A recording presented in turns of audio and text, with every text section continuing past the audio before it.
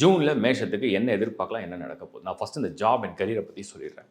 உலகளாவிய பல பிரச்சனை வரப்போகுது இப்போ. இதை நான் குரு பேச்சு உங்களுக்கு நான் மென்ஷன் பண்ணேன்.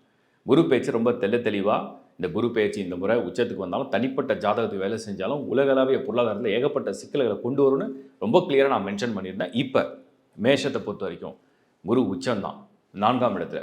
இந்த 4ஆம் இடத்துல இந்த சனியை பார்வையிடுவார். ஸோ என்ன நடக்க போகுது, என்ன எதிர்பார்ப்பீங்க, என்ன நடக்க போகுது? வேலையில் மாற்றம் இந்த மாற்றம் அப்படிங்கிறத இந்த சனி 12th ஹவுஸில் உட்காந்து நிறைய பேருக்கு வேலை இல்லை, நிறைய பேருக்கு ஜாப் லாஸ், நிறைய பேருக்கு ஒரு மாதிரி ஒரு கண்டிஷன் என்னென்னா இருக்குமா இருக்காதா அன்சர்டனாக இருக்குது இப்படிங்கிற ஒரு ஸ்டேட்டஸில் லைஃப் போயிட்டுருக்கு. இப்போ குரு பார்வை என்ன பண்ணும், அந்த சனியை முடிஞ்ச அளவுக்கு பாசிட்டிவாக காப்பாற்ற ட்ரை பண்ணும்.